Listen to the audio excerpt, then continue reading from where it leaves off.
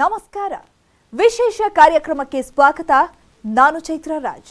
ಹಿಜಾಬ್, ಹಲಾಲ್, ಆಜಾನ್, ವ್ಯಾಪಾರ, ಧರ್ಮ ದಂಗಲ್, ಒಂದಲ್ಲ ಎರಡಲ್ಲ, ಸುಮಾರು 10 ಧರ್ಮಾಸ್ತ್ರದ ಅಬ್ಬರ ಬಿಜೆಪಿಗೆ ಧರ್ಮ ಸಂಕಟ ಸೃಷ್ಟಿಸಿದ.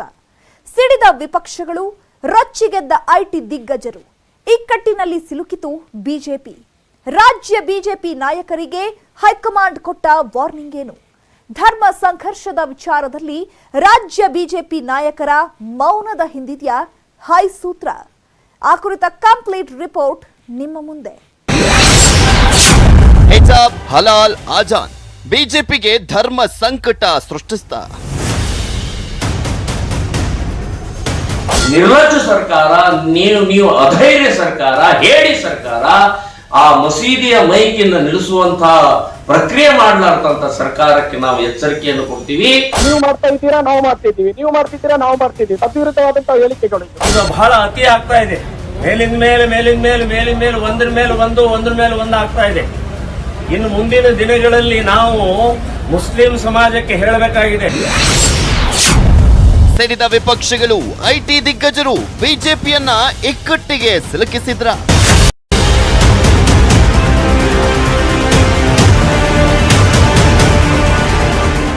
ಜನತೆಯಲ್ಲಿ ಕೋಪ ಇದೆ, ಜನತೆಯಲ್ಲಿ ನಮ್ಮ ಊರಿಗೆ ಹೆಮ್ಮೆ ಇದೆ, ಜನತೆಗೆ ನಮ್ಮ ಊರ ಮೇಲೆ ಗರ್ವ ಇದೆ. ನಮ್ಮ ಊರು ಮುಂದೆ ಬರಬೇಕು, ಬೆಂಗಳೂರು ಮುಂದೆ ಬರಬೇಕು.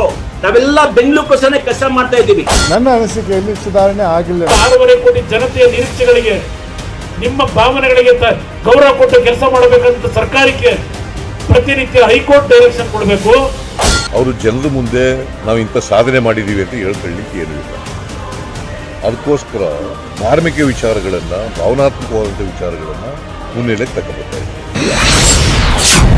ರಾಜ್ಯ ಬಿಜೆಪಿ ನಾಯಕರಿಗೆ ಹೈಕೊಟ್ಟ ವಾರ್ನಿಂಗ್ ಏನು? ವಿಧಾನಸಭಾ ಚುನಾವಣೆಗೆ ಇನ್ನಿರೋದು ಅಬ್ಬಬ್ಬ ಅಂದ್ರೆ 1 ವರ್ಷ. ಆದ್ರೆ ಚುನಾವಣೆ ತಯಾರಿ ಏಪ್ರಿಲ್ 1ರಿಂದಲೇ ಶುರುವಾಗಿದೆ. ಮುಂದಿನ ಚುನಾವಣೆಯಲ್ಲಿ ಸಂಪೂರ್ಣ ಬಹುಮತದೊಂದಿಗೆ ಸುಭದ್ರ ಸರ್ಕಾರ ಸ್ಥಾಪಿಸಬೇಕು ಅನ್ನುವಂಥ ಗುರಿಯನ್ನ ಇಟ್ಕೊಂಡು ಬಿಜೆಪಿ ರಣತಂತ್ರವನ್ನ ಹೆಣಿತಾ ಇದ್ರೆ, ಈ ಕಡೆ ಕಾಂಗ್ರೆಸ್ ಕೂಡ ಟಾರ್ಗೆಟ್ 150ಗಾಗಿ ಈಗಿನಿಂದಲೇ ಕಾರ್ಯತಂತ್ರವನ್ನ ರೂಪಿಸ್ತಾ ಇದೆ. ಮಗದೊಂದು ಕಡೆ ಜೆಡಿಎಸ್ ಗರಿಷ್ಠ ಸೀಟನ್ನ ಗೆಲ್ಲಿಕ್ಕೆ ಈಗಿನಿಂದಲೇ ಫೀಲ್ಡ್ಗಿಳಿದಿದೆ. ಇವೆಲ್ಲದರ ನಡುವೆ ಆಪ್ ಕೂಡ ರಾಜ್ಯದಲ್ಲಿ ಇತರೆ ಪಕ್ಷಗಳನ್ನ ಗುಡಿಸಿ ಹಾಕುವಂತ ಪಣ ತೊಟ್ಟಿದೆ. ಹೀಗೆ ರಾಜ್ಯದಲ್ಲಿ ಒಂದ್ ಕಡೆ ವಿಧಾನಸಭಾ ಚುನಾವಣೆಗೆ ಭರ್ಜರಿ ತಯಾರಿ ನಡೀತಾ ಇದ್ರೆ, ಮಗದೊಂದು ಕಡೆ ಧರ್ಮ ಸಂಘರ್ಷದ ಅಗ್ನಿಕುಂಡ ಧಗಧಗ ಹೊತ್ತಿ ಉರಿತಾ ಇದೆ. ನಮ್ಮ ಹಿಂದೂ ಕಾರ್ಯಕರ್ತರದ್ದೇನಾದ್ರೂ ಆದರೆ ತಕ್ಷಣ ಮನೆಗೆ ಹೋಗ್ತಾರೆ. ಮನೆಗೆ ಹೋಗಿ ಅವ್ರ ಅಣ್ಣ, ಅಪ್ಪ, ಅಮ್ಮನ ಪೊಲೀಸ್ ಸ್ಟೇಷನ್ ಕರ್ಕೊಂಡ್ ಬರ್ತಾರೆ. ಯಾಕೆ ಇವ್ರನ್ನ ಹಾಕಿ ಮುಟ್ಟೋದಿಲ್ಲ? ನೀವು ಹಾಕತಾ ಇದ್ರೆ ಹೇಳಿ, ನಾವು ತಗೊಂಡ್ಬರ್ತೇವ.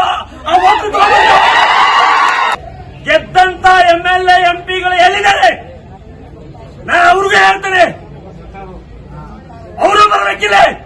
ಈ ಮಸೀದಿಗಳ ಮೇಲಿನ ಮೈಕಾಸುರದ ತೊಂದರೆ ವಿಪರೀತವಾಗಿ ಕಾಡ್ತಾ ಇದೆ. ನಮ್ಮ ಕ್ಷೇತ್ರಗಳಿಗೆ, ನಮ್ಮ ಧಾರ್ಮಿಕ ಕ್ಷೇತ್ರಗಳಿಗೆ ಹೋಗಬೇಕಾದ್ರೆ ಇವತ್ತಿನಿಂದ ನಾವು ನಮ್ಮ ಹಿಂದೂಗಳ ವಾಹನವನ್ನೇ ಬಳಕೆ ಮಾಡಬೇಕು. ನಮ್ಮ ಎಲ್ಲ ಹಿಂದೂ ರಿಕ್ಷಾಗಳು ಕೂಡ ಕೇಸರಿ ಧ್ವಜವನ್ನು ಅಳವಡಿಸಬೇಕು. ಯಾಕಂತ ಹೇಳಿದ್ರೆ ರಿಕ್ಷಾದಲ್ಲಿ ಹಿಂದೂಗಳು ಕೇಸರಿ ಹಾಕಿದ ರಿಕ್ಷಾದಲ್ಲಿ ಹೋಗುವಂತಹ ಒಂದು ಕೆಲಸವನ್ನು ಮಾಡಬೇಕು. ರಿಕ್ಷಾದಲ್ಲಿ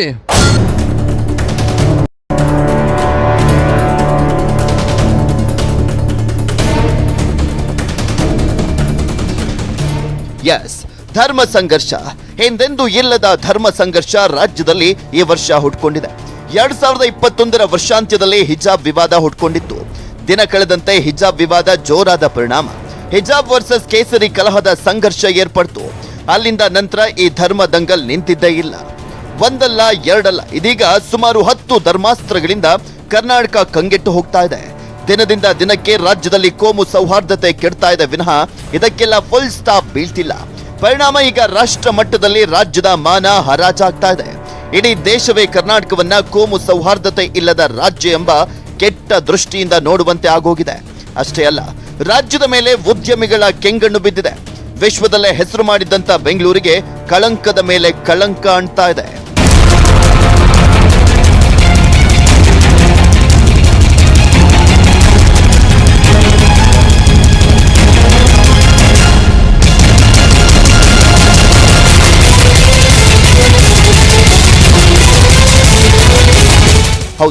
ಧರ್ಮಗಳ ಕಲಹ. ಈ ಕಲಹದಿಂದ ವ್ಯಾಪಾರಕ್ಕೆ ಎದುರಾದಂತ ಸಂಕಷ್ಟ ಐಟಿ-ಬಿಟಿ ಇಂಡಸ್ಟ್ರಿಗಳಿಗೂ ಕೂಡ ತಟ್ಟಿದ ಬಿಸಿ. ರಾಜ್ಯದ ಘನತೆ ಗೌರವವನ್ನ ಮಣ್ಣು ಪಾಲು ಮಾಡ್ತಾ ಇದೆ.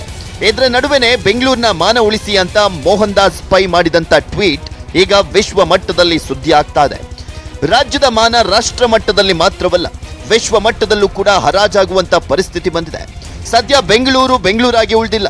ರಾಜಕೀಯ ಆಟ, ಧರ್ಮ ಸಂಕಟ, ಅಭಿವೃದ್ಧಿ ಇಲ್ಲದ ಆಡಳಿತದಿಂದ ಬೆಂಗಳೂರಿನ ಮಾನ ಹರಾಜಾಗ್ತಾ ಇದೆ. ಹೀಗೆ ದಿನದಿಂದ ದಿನಕ್ಕೆ ಹೆಚ್ಚಾಗ್ತಾ ಇರುವಂತ ಧರ್ಮ ಸಂಘರ್ಷ ಮಗದೊಂದು ಕಡೆ ಈಗ ಅಭಿವೃದ್ಧಿ ವಿಚಾರದಲ್ಲಿ ಬೆಂಗಳೂರಿನ ಮಾನ ಹರಾಜಾಗ್ತಾ ಇರುವಂತದ್ದು ಆಡಳಿತ ಪಕ್ಷ ಬಿಜೆಪಿಯ ನಿದ್ದೆಗೆಡಿಸಿದೆ. ಚುನಾವಣೆಗೆ 1 ವರ್ಷ ಇರುವಾಗಲೇ ಎದುರಾದಂತ ಈ ಬೃಹತ್ ಸವಾಲು ರಾಜ್ಯ ಬಿಜೆಪಿಯನ್ನ ಕಂಗೆಡುವಂತೆ ಮಾಡಿದೆ. ಹೀಗಾಗಿ ಇದೀಗ ಕರ್ನಾಟಕ ಬಿಜೆಪಿಯನ್ನ ಈ ಧರ್ಮ ಸಂಕಟದಿಂದ ಪಾರು ಮಾಡಲಿಕ್ಕೆ ಬಿಜೆಪಿ ಹೈಕಮಾಂಡ್ ಮಹತ್ವದ ಸೂಚನೆಯನ್ನ ಹೊರಡಿಸಿದೆ.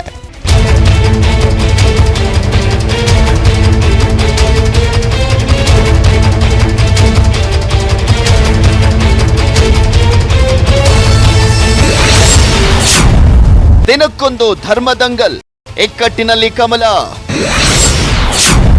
ಬಿಜೆಪಿ ಹೈಕಮಾಂಡ್ ಕೊಟ್ಟ ಖಡಕ್ ಸೂಚನೆ ಏನು? ಕರ್ನಾಟಕದಲ್ಲಿ ಧರ್ಮ ಸಂಘರ್ಷ ದಿನೇ ದಿನೇ ಹೆಚ್ಚಾಗ್ತಾ ಇದೆ. ಆದ್ರೆ ಇದಕ್ಕೊಂದು ಇತಿಶ್ರೀ ಹಾಡುವಂತ ಲಕ್ಷಣಗಳೇ ಕಾಣ್ತಿಲ್ಲ. ಮುಸ್ಲಿಂ ಸಂಘಟನೆಗಳ ಧರ್ಮಾಸ್ತ್ರ, ಇದಕ್ಕೆ ಹಿಂದೂ ಸಂಘಟನೆಗಳ ಪ್ರತ್ಯಾಸ್ತ್ರ ಅಂತ ಡೈಲಿ ದಿನಕ್ಕೊಂದು ಹೈಡ್ರಾಮಾ ನಡೀತಾ ಇದೆ. ಪರಿಸ್ಥಿತಿ ಕೊಂಚ ಸುಧಾರಿಸ್ತು ಅನ್ನುವಾಗ್ಲೇ ಹತ್ಯೆಗಳು, ಮೆರವಣಿಗೆಗಳ ಮೇಲೆ ಕಲ್ಲು ತೂರಾಟದಂತಹ ಕೃತ್ಯ ನಡೆದು ಪರಿಸ್ಥಿತಿ ಮತ್ತಷ್ಟು ಬಿಗಡಾಯಿಸ್ತಾ ಇದೆ. ಇದೀಗ ರಾಜ್ಯದಲ್ಲಾಗ್ತಾ ಇರುವಂತ ಈ ಎಲ್ಲ ಧರ್ಮ ಸಂಘರ್ಷಕ್ಕೂ ಬಿಜೆಪಿಯೇ ಕಾರಣ ಅಂತ ಕಾಂಗ್ರೆಸ್ ಮತ್ತು ಜೆಡಿಎಸ್ ಆರೋಪವನ್ನ ಮಾಡ್ತಾ ಇದೆ. ಹೀಗೆ ರಾಜ್ಯದ ಧರ್ಮ ಸಂಘರ್ಷಕ್ಕೆ ಬಿಜೆಪಿಯೇ ಕಾರಣ ಎಂಬ ಅಸ್ತ್ರವನ್ನ ವಿಪಕ್ಷಗಳು ಪ್ರಯೋಗಿಸ್ತಾ ಇರುವಂತದ್ದು ಸರ್ಕಾರಕ್ಕೆ ಸಂಕಷ್ಟವನ್ನ ತಂದಿಟ್ಟಿದೆ. ವಿದ್ಯಾರ್ಥಿಗಳ ಮುಂದೆ ಇಡ್ತಕ್ಕಂಥ ಪ್ರಯತ್ನವನ್ನ ಮಾಡಿ ಮುಸ್ಲಿಮರನ್ನ ಖಳನಾಯಕರನ್ನಾಗಿ ಮಾಡತಕ್ಕಂಥ ಪ್ರಯತ್ನವನ್ನ ಮಾಡಿದ್ದಾರೆ. ಇದಕ್ಕೆ ಸರ್ಕಾರದ ಕುಮ್ಮಕ್ಕೂ ಇತ್ತು, RSSನವ್ರ ಕುಮ್ಮಕ್ಕೂ ಇತ್ತು, ಅಫ್ಕೋರ್ಸ್ SDPI ಅವ್ರ ಕುಮ್ಮಕ್ಕೂ ಕೂಡ ಇದೆ ಅಂತಕ್ಕಂಥದ್ದನ್ನ ನಾವು ತಿಳ್ಕೊಂಡಿದ್ದೀವಿ. ಅದಕ್ಕೆ ಹೇಳಿದೆ ಅಸೆಂಬ್ಲಿನಲ್ಲಿ, ಯಾರ್ಯಾರು ಇದಕ್ಕೆ ಕುಮ್ಮಕ್ಕು ಕೊಡ್ತಾರೆ, ಅದು SDPI ಇರ್ಬೋದು, RSS ಇರ್ಬೋದು, ಅಥವಾ ಬಜರಂಗ ದಳ ಇರ್ಬೋದು, ನಿಮಗೆ ದಮ್ಮಿದ್ರೆ ಬ್ಯಾನ್ ಮಾಡ್ರಿ ಅವೆಲ್ಲನೂ ಕೂಡ ಅಂತ ಹೇಳಿದೆ. SDPIನೂ ಸೇರಿಸಿ ಬ್ಯಾನ್ ಮಾಡ್ರಿ ಅಂತ ಹೇಳಿದೆ. ಇಡೀ ದೇಶಕ್ಕೆ ಒಂದು ಕಪ್ಪುಚುಕ್ಕೆ ಬೆಳೀತಾ ಇದೆ. ಎಲ್ಲ ಧರ್ಮದವರಿದ್ರೆ ರಾಜ್ಯ, ಅದು ಸರಿ ಇಲ್ಲ. ಇದು ಎಲ್ಲರೂ ಕೂಡ ಅವರ ಬದುಕಿನಲ್ಲಿ ಮಾಡ್ಕೊಂಡು ಹೋಗಕ್ಕೆ ಅವಕಾಶ ಮಾಡಿಕೊಡ್ಬೇಕು. ಎಲ್ಲ ಈ ದೇಶದಲ್ಲಿ ಎಲ್ಲ ವರ್ಗದ ಜನರಿಗೂ ಇದು ಈ ಭಾರತ ಎಷ್ಟೋ ಭಾಷೆ ಇದೆ, ಎಷ್ಟೋ ಧರ್ಮಗಳಿದೆ, ಎಲ್ಲ ಇದು ಸರಿ ಇಲ್ಲ. ಈಗ ಆ ಹಿಜಾಬ್ ಇಶ್ಯೂ ಒಂದು ಸಣ್ಣ ಸ್ಕೂಲಲ್ಲಿ ಪ್ರಾರಂಭ ಆಯ್ತಲ್ಲ, ಪ್ರಾರಂಭಿಕ ಹಂತದಲ್ಲೇ ಸರ್ಕಾರ ತೀರ್ಮಾನ ತಗೊಂಡಿದ್ರೆ ಇವತ್ತು ಇಷ್ಟೆಲ್ಲ ಪರಿಸ್ಥಿತಿ ಉದ್ಭವ ಆಗದ? ನೀವು ಕ್ರಿಯೇಟ್ ಮಾಡ್ಕೊತಾ ಇದ್ರಿ, ಸರ್ಕಾರ ಏನು ಗೊತ್ತಿಲ್ಲ ನನಗೆ, ಅವ್ರನ್ನ ಹಿಂದ್ಬಿಟ್ಕೊಂಡು. ಇದನ್ನ ನಾನು ಸತ್ಯ ಹೇಳೋದು ನನಗೇನು ಭಯ ಇಲ್ಲ. ಕರ್ನಾಟಕದಿಂದಲೇ ಬಿಜೆಪಿಯ ಸರ್ವನಾಶ. ಆ ಕಡೆ ಬಾಯ್ಕಟ್ ಅಭಿಯಾನ ಬೆಂಬಲಿಸಿದ್ರೆ ಕೋಮು ಸೌಹಾರ್ದತೆ ಕದಡುವಂತ ಪಕ್ಷವೆಂಬ ಹಣೆಪಟ್ಟಿ ಬಿಜೆಪಿಗೆ ಅಂಟಿಕೊಳ್ಳುತ್ತೆ. ಈ ಕಡೆ ಬೆಂಬಲಿಸದೇ ಇದ್ರೆ ಹಿಂದೂ ಸಂಘಟನೆಗಳ ಕೆಂಗಣ್ಣಿಗೆ ಗುರಿಯಾಗುವಂತ ಆತಂಕವಿದೆ. ಹೀಗಾಗಿ ಬಹುಶಃ ಕಳೆದ ಕೆಲ ದಿನಗಳಿಂದ ನೀವು ಗಮನಿಸಿರಬಹುದು, ರಾಜ್ಯ ಬಿಜೆಪಿಯ ಕೆಲವು ಬೆರಳೆಣಿಕೆಯ ನಾಯಕರು ಮಾತ್ರ ಧರ್ಮ ಸಂಘರ್ಷದ ವಿಚಾರದಲ್ಲಿ ಒಂದು ಧರ್ಮದ ನಿಲುವನ್ನ ಬೆಂಬಲಿಸಿ ಮಾತನಾಡುತ್ತಿದ್ದಾರೆ. ಉಳಿದಂತ ಎಲ್ಲಾ ನಾಯಕರು ಸೈಲೆಂಟ್ ಧೋರಣೆಯನ್ನ ಅನುಸರಿಸ್ತಾ ಇದ್ದಾರೆ. ಈ ಒಂದು ಬದಲಾವಣೆಗೆ ಕಾರಣ ಹೈಕಮಾಂಡ್ ಸೂಚನೆ ಅಂತ ಹೇಳಲಾಗ್ತಾ ಇದೆ.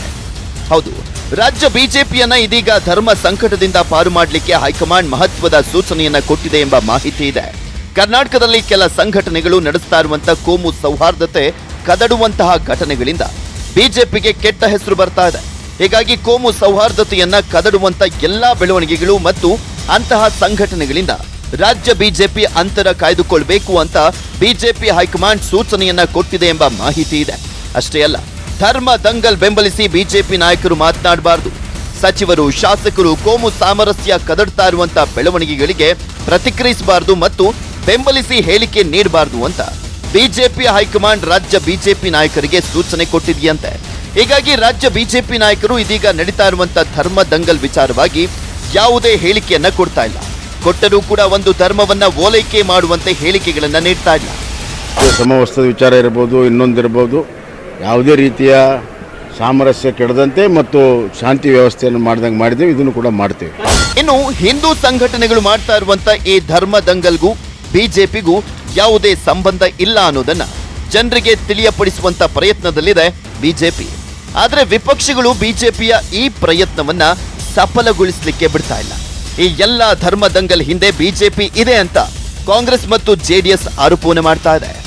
ಈ ಸರ್ಕಾರಕ್ಕೆ ಏನಾದ್ರು ಮಾನ ಮರ್ಯಾದೆ ಇದ್ರೆ, ಬೊಮ್ಮಾಯಿ ಅವರಿಗೆ ನಿಮಗೆ ಏನಾದ್ರು ಗಂಡುಸ್ತನ ಇದ್ರೆ, ಇದು ತಡಿಲಾರ್ದೆ ಹೇಳ್ತಿರ್ತಕ್ಕಂಥ ಪದ, ಆ ಪದ ನಾನು ಉಪಯೋಗ ಮಾಡಬಾರ್ದು. ಇಷ್ಟು ದಿವಸದಿಂದ ಈ ತರ ನಡೀತಾ ಇದೆ, ನಮಗೇನೋ ಗೊತ್ತೇ ಇಲ್ಲ ಅನ್ನೋ ರೀತಿಯಲ್ಲಿ ಮೌನವಾಗಿದ್ರೆ ಅದಕ್ಕೆ ಏನಂತ ಅರ್ಥ? ಸಮಾಜಘಾತಕ ಶಕ್ತಿಗಳು ಸಮಾಜ ಹೊಡಿತಕ್ಕಂಥ ಕೆಲಸಕ್ಕೆ ಇಂಥ ಹ್ಯಾಂಡ್ ಬಿಲ್ ಹಂಚ್ಕೊಂಡು ಹೊರಟವ್ರೆ. ಯಾವ ಸಂವಿಧಾನ ಗೌರವಿಸ್ತಾ ಇದ್ದೀರಿ ನೀವು? ಸರ್ಕಾರ ಅದಕ್ಕೆ ಕಾನೂನು ಕ್ರಮ ತಗೋಬೇಕು. ಕರಾವಳಿ ಮತ್ತು ಮಲೆನಾಡು ಭಾಗದಲ್ಲಿ ಆಗ್ತಾ ಇದೆ ಸರ್. ಕರಾವಳಿ ಮತ್ತು ಮಲೆನಾಡು ಭಾಗದಲ್ಲಿ ಎಲ್ಲಾರಾಗಲಪ್ಪ, ಕರಾವಳಿಲಾಗಲಿ, ಮಲೆನಾಡಿನಲ್ಲಾಗಲಿ ಅಥವಾ ಬಯಲುಸೀಮೆನಲ್ಲಾಗಲಿ ಎಲ್ಲಾದರೂ ಕೂಡ ಕಾನೂನು ವಿರುದ್ಧವಾಗಿದ್ದರೆ ಕಾನೂನು ಕ್ರಮ ತಗೋಬೇಕು.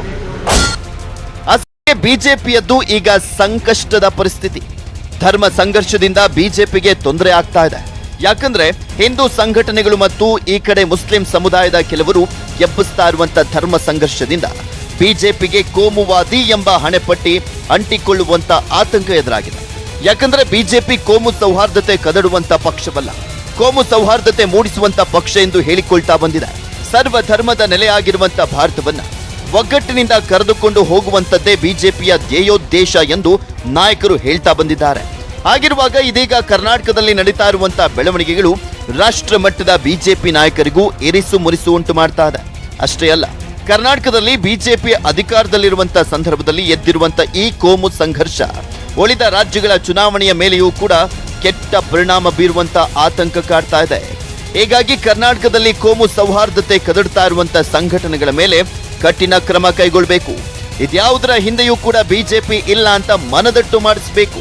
ಕೋಮು ಸೌಹಾರ್ದ ಕದಡ್ತಾ ಇರುವಂತ ಯಾವ ಸಂಘಟನೆಗಳ ಜೊತೆಗೂ ಬಿಜೆಪಿ ಗುರುತಿಸಿಕೊಳ್ಳಬಾರದು, ಅಂತರವನ್ನ ಬೆಂಬಲಿಸಬಾರದು ಅಂತ ಬಿಜೆಪಿ ಹೈಕಮಾಂಡ್ ರಾಜ್ಯ ಬಿಜೆಪಿ ನಾಯಕರಿಗೆ ಸೂಚನೆ ಕೊಟ್ಟಿದ್ದಾರೆ ಎಂಬ ಮಾಹಿತಿ ಇದೆ. ಹೀಗಾಗಿಯೇ ರಾಜ್ಯ ಬಿಜೆಪಿ ನಾಯಕರು ಇದೀಗ ನಡೀತಾ ಇರುವಂತ ಎಲ್ಲಾ ಬೆಳವಣಿಗೆಗಳಿಂದ ಅಂತರವನ್ನ ಕಾಯ್ದುಕೊಂಡಿದ್ದಾರೆ.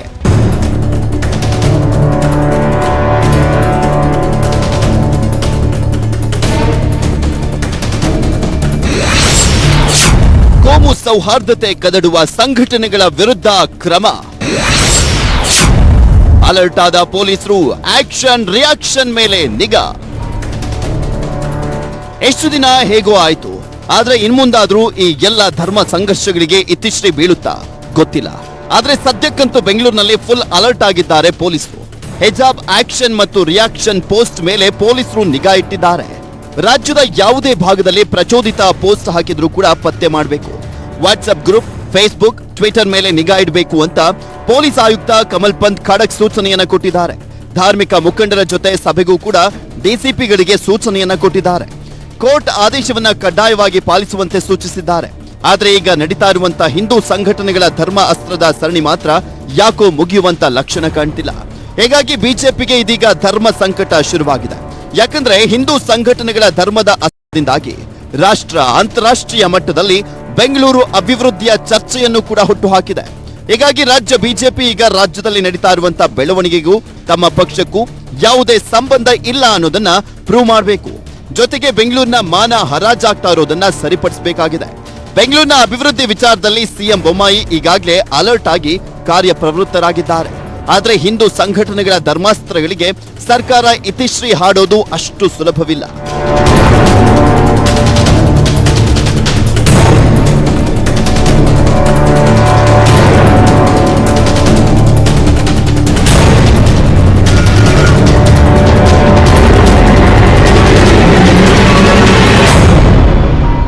ಬಾಯ್ಕಾಟ್ ಅಭಿಯಾನದಿಂದ ರಾಜ್ಯ ಬಿಜೆಪಿ ಅಂತರ ಕಾಯ್ದುಕೊಂಡಿದೆ. ಆದ್ರೆ ಹಿಂದೂ ಸಂಘಟನೆಗಳ ಬಾಯ್ಕಾಟ್ ಅಭಿಯಾನ ಬಿಜೆಪಿಗೆ ಉಸಿರುಗಟ್ಟಿಸುವ ಪರಿಸ್ಥಿತಿ ತಂದಿಟ್ಟಿದೆ. ಯಾಕಂದ್ರೆ ಈ ಅಭಿಯಾನ ನಿಲ್ತಿಲ್ಲ. ಹಿಜಾಬ್ನಿಂದ ಶುರುವಾಗಿ ಇದೀಗ 10 ಧರ್ಮಾಸ್ತ್ರಗಳು ಪ್ರಯೋಗವಾಗಿದೆ. ಈ ಸರಣಿ ಬಾಯ್ಕಾಟ್ ಅಭಿಯಾನಕ್ಕೆ ಇತಿಶ್ರೀ ಹಾಡೋದ್ಯಾವಾಗ? ಇದರಿಂದ ಬಿಜೆಪಿಗೆ ಆಗ್ತಿರುವ ಡ್ಯಾಮೇಜ್ ಏನು? ಸಿಡಿದ ಐಟಿ ದಿಗ್ಗಜರಿಂದ ರಾಜ್ಯ ಸರ್ಕಾರಕ್ಕೆ ಎದುರಾಗಿರುವ ಸಂಕಷ್ಟವೇನು ನೋಡೋಣ ಬ್ರೇಕ್ ಆದ್ಮೇಲೆ.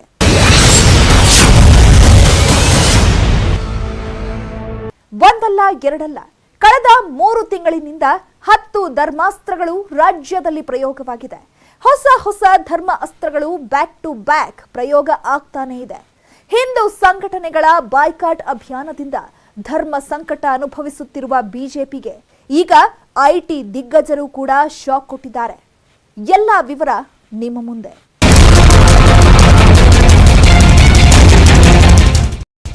ರಾಜ್ಯದಲ್ಲಿ ಈಗ ಹಿಂದೂ ಸಂಘಟನೆಗಳು ಧರ್ಮ ಸಂಘರ್ಷದ ಸುಮಾರು 10 ಅಸ್ತ್ರಗಳು ಪ್ರಯೋಗಿಸಿವೆ. ಆರಂಭದಲ್ಲಿ ಹಿಜಾಬ್ ವಿವಾದಕ್ಕೆ ಪ್ರತ್ಯಾಸ್ತ್ರವಾಗಿ ಕೇಸರಿ ಕಲಹ ಸಂಘರ್ಷ ಹುಟ್ಟುಕೊಂಡಿತ್ತು.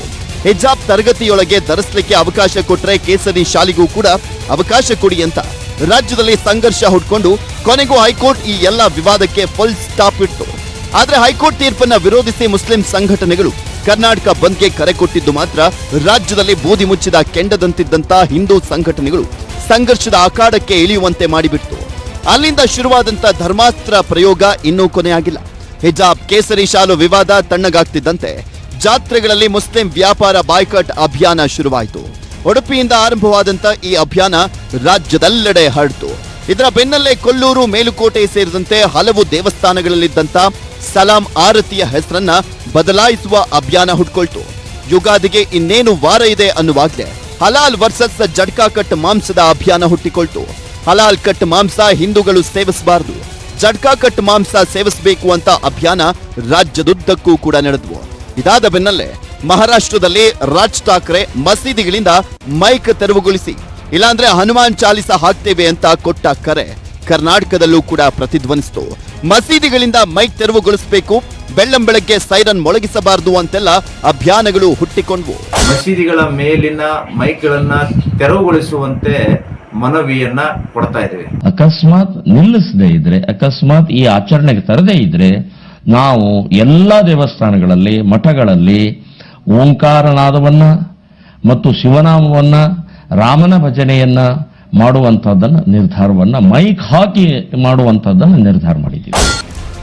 ಆಜಾನ್ ವರ್ಸಸ್ ಭಜನೆ ವಿವಾದ ತಣ್ಣಗಾಗ್ತಿದ್ದಂತೆ ಮಾವು ಖರೀದಿಗೆ ಹಿಂದೂಗಳು ಮುಂದುವರಬೇಕು, ಮುಸ್ಲಿಮರಿಗೆ ಮಾವು ಮಾರಾಟ ಮಾಡಬಾರದು ಅನ್ನುವಂತ ಅಭಿಯಾನ ಹುಟ್ಕೊಳ್ತು. ಮುಸ್ಲಿಮರ ಮಾವು ಖರೀದಿಯನ್ನ ಬಾಯ್ಕಟ್ ಮಾಡುವ ಈ ಅಭಿಯಾನ ಜೀವಂತವಾಗಿದ್ದಾಗಲೇ ಮುಸ್ಲಿಮರು ಕೆತ್ತಿದಂತ ದೇವರ ಮೂರ್ತಿ ಬಾಯ್ಕಟ್ ಅಭಿಯಾನವೂ ಕೂಡ ಹುಟ್ಕೊಳ್ತು. ಈ ಅಭಿಯಾನದ ವಿಚಾರದಲ್ಲಿ ಬಿಜೆಪಿ ಸೈಲೆಂಟ್ ಆದ್ರೆ ಕುಮಾರಸ್ವಾಮಿ ಕಿಡಿಕಾರದ್ರು. ಇಲ್ಲಿಯವರೆಗೆ ಕಟ್ಟಿರ್ತಕ್ಕಂಥ ದೇವಸ್ಥಾನದ ಪ್ರತಿಮೆಗಳನ್ನು ಏನು ಮಾಡ್ತೀರಾಗಿದ್ರೆ ದೇವಸ್ಥಾನ ಅಂತಕ್ಕಂಥ ಯಾವ ರೀತಿ ಕಟ್ಟಬೇಕು, ತೆಗಿರಿ ನಿಮ್ಮ ಪಂಚಾಂಗಗಳನ್ನ, ತೆಗಿರಿ ನಿಮ್ಮ ಧರ್ಮಶಾಸ್ತ್ರಗಳನ್ನ. ಈ 7 ಅಭಿಯಾನಗಳ ನಂತರ 8ನೇ ಅಭಿಯಾನವೂ ಕೂಡ ಶುರುವಾಗಿದೆ. ಅದೇನೆಂದ್ರೆ ರಾಜ್ಯದ ಎಲ್ಲಾ ಹಿಂದೂ ಪ್ರವಾಸಿ ತಾಣಗಳಲ್ಲಿ ಮುಸ್ಲಿಮರ ಕ್ಯಾಬ್ಗಳನ್ನ ಬ್ಯಾನ್ ಮಾಡಬೇಕಂತೆ. ಮುಸ್ಲಿಂ ಚಾಲಕರನ್ನ ಬಿಟ್ಟು ಹಿಂದೂ ಚಾಲಕರಿರುವಂತ ಕ್ಯಾಬ್ಗಳನ್ನಷ್ಟೇ ಬಳಸಿ, ಮುಸ್ಲಿಂ ಚಾಲಕರ ವಾಹನಗಳಲ್ಲಿ ಹೋಗಬೇಡಿ, ಮುಜರಾಯಿ ದೇಗುಲಗಳ ಆವರಣದಿಂದ ಇವರನ್ನ ಹೊರಹಾಕಿ ಅಂತ ಹೊಸ ಅಭಿಯಾನ ಶುರುವಾಗಿದೆ. ಎಲ್ಲಿಗೆ ಮುಗಿದಿಲ್ಲ, 9ನೇ ಅಸ್ತ್ರವೂ ಕೂಡ ಪ್ರಯೋಗವಾಗಿದೆ. ಅದೇನೆಂದ್ರೆ ವಕ್ಫ್ ಬೋರ್ಡ್ ಬ್ಯಾನ್ ಮಾಡಿ, ವಕ್ಫ್ ಬೋರ್ಡ್ ಕಾನೂನು ರದ್ದು ಮಾಡುವಂತೆ ಶ್ರೀರಾಮ ಸೇನೆ ಸಂಸ್ಥಾಪಕ ಪ್ರಮೋದ್ ಮುತಾಲಿಕ್ ಆಗ್ರಹಿಸಿದ್ದಾರೆ. 1991ರಲ್ಲಿ ಕಾಂಗ್ರೆಸ್ ನಾಯಕರು ಈ ಕಾನೂನನ್ನ ಮಾಡಿದ್ದಾರೆ. ಇಡೀ ದೇಶದಲ್ಲಿ ವಕ್ಫ್ ಬೋರ್ಡ್ ಆಸ್ತಿ 2ನೇ ಸ್ಥಾನದಲ್ಲಿದೆ. ವಕ್ಫ್ ಬೋರ್ಡ್ ಕಾನೂನು ತೀರಾ ಹೊಲಸಿದೆ. ವಕ್ಫ್ ಬೋರ್ಡ್ ನ ಹಗರಣ ಬಯಲಿಗೆಳೆಯುತ್ತೇವೆ, ವಕ್ಫ್ ಬೋರ್ಡ್ ಬ್ಯಾನ್ ಆಗಬೇಕು ಅಂತ ಹೇಳ್ತಿದ್ದಾರೆ. ಇವತ್ತು ಇಡೀ ದೇಶದಲ್ಲಿ ಆಸ್ತಿ ಇರುವಂತದ್ದು ನಂಬರ್ 2. ಈ ನಂಬರ್ 2 ಯಾವುದು ಅಂತಂದ್ರೆ ವಕ್ಫ್ ಬೋರ್ಡ್ ಇದ್ದ ಆಸ್ತಿ ಇದೆ. ವಕ್ಫ್ ಬೋರ್ಡ್ ಕಾನೂನು ಇಷ್ಟು ಹೋಪ್ಲೆಸ್ ಇದೆ.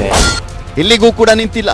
ಹಿಂದೂ ಸಂಘಟನೆಗಳ ಬಾಯ್ಕಟ್ ಅಭಿಯಾನ, ಕ್ಯಾಬ್ಗಳ ನಂತರ ಮುಸ್ಲಿಮರ ಆಟೋಗಳನ್ನ ನಿರ್ಬಂಧ ಮಾಡುವಂತೆ ಹಿಂದೂ ಜಾಗರಣ ವೇದಿಕೆ ಅಭಿಯಾನವನ್ನ ಆರಂಭಿಸಿದೆ. ಪುತ್ತೂರಿನ ಮಹಾಲಿಂಗೇಶ್ವರ ಜಾತ್ರೆಯಲ್ಲಿ ಮುಸ್ಲಿಮರ ಆಟೋವನ್ನ ಬಳಸದಂತೆ ನಿರ್ಬಂಧ ಹೇರಿದ ಹಿಂದೂ ಜಾಗರಣ ವೇದಿಕೆ ಆಟೋಗಳಿಗೆ ಕೇಸರಿ ಧ್ವಜವನ್ನ ನೀಡಲಿಕ್ಕೆ ಆರಂಭಿಸಿದ್ದಾರೆ. ಕೇಸರಿ ಧ್ವಜ ಇರುವಂತ ಆಟೋಗಳನ್ನ ಮಾತ್ರ ಹತ್ತಬೇಕು ಅಂತ ಭಕ್ತರಿಗೆ ಮನವಿಯನ್ನ ಮಾಡಿದ್ದಾರೆ. ಹೀಗೆ ಧರ್ಮ ದಂಗಲ್ ಅಸ್ತ್ರದ ಲಿಸ್ಟ್ ಬೆಳೆಯುತ್ತಲೇ ಹೋಗ್ತಾ ಇದೆ. ಹೀಗೆ ಬ್ಯಾಕ್ ಟು ಬ್ಯಾಕ್ ಧರ್ಮ ಸಂಘರ್ಷದಿಂದ ಇಷ್ಟು ದಿನ ರಾಜ್ಯದ ಮಾನ ಹರಾಜಾಗ್ತಾ ಬಂದಿದ್ದಾಯ್ತು. ಇದೀಗ ಅಂತಾರಾಷ್ಟ್ರೀಯ ಮಟ್ಟದಲ್ಲಿ ನಮ್ಮ ರಾಜಧಾನಿ ಬೆಂಗಳೂರಿನ ಮಾನ ಹರಾಜಾಗ್ತಾ ಇದೆ. ರಾಜ್ಯ ರಾಜಕೀಯದ ಮೇಲಾಟ ನೋಡಿ ನೋಡಿ ಬೇಸತ್ತು ಹೋದಂತ ಉದ್ಯಮಿಗಳು ಎಷ್ಟು ಇಲ್ಲಿನ ರಾಜ್ಯ ಸರ್ಕಾರಕ್ಕೆ ಚೀಮಾರಿ ಹಾಕ್ತಿದ್ರು. ಈಗ ಕೇಂದ್ರ ಸರ್ಕಾರಕ್ಕೆ ದೂರನ್ನ ಕೊಟ್ಟಿದ್ದಾರೆ. ಬೆಂಗಳೂರಿನ ಮಾನ ಉಳಿಸಿ ಅಂತ ಮೋಹನ್ ದಾಸ್ ಪೈ ಮಾಡಿದ ಒಂದು ಟ್ವೀಟ್ ಈಗ ವಿಶ್ವ ಮಟ್ಟದಲ್ಲಿ ಸದ್ದು ಮಾಡ್ತಾ ಇದೆ. ಧರ್ಮ ಸಂಕಟ, ಕೆಟ್ಟ ರಾಜಕೀಯ, ಅಭಿವೃದ್ಧಿ ಇಲ್ಲದ ಆಡಳಿತದಿಂದ ಬೆಂಗಳೂರಿನ ಮಾನ ಹರಾಜಾಗ್ತಾ ಇದೆ. ಮೊನ್ನೆ ಬಯೋಕಾನ್ ಮುಖ್ಯಸ್ಥೆ ಕಿರಣ್ ಮಜುಮ್ದಾರ್ ಶಾ ಧರ್ಮ ಸಂಘರ್ಷದಲ್ಲಿ ಬೆಂಗಳೂರಿನ ಮಾನ ಉಳಿಸಿ ಸಿಎಂ ಅವರೇ ಧರ್ಮ ಸಂಘರ್ಷಕ್ಕೆ ಇತಿಶ್ರೀ ಹಾಡಿ ಅಂತ ಟ್ವೀಟ್ ಮಾಡಿದ್ರು. ಈಗ ಮೋಹನ್ ದಾಸ್ ಪೈ ಹಾಕಿರುವಂತ ಬೆಂಗಳೂರಿನ ಕುರಿತ ಪೋಸ್ಟ್ ರಾಜ್ಯ ಸರ್ಕಾರದ ತೀವ್ರ ಮುಖಭಂಗಕ್ಕೆ ಕಾರಣವಾಗಿದೆ.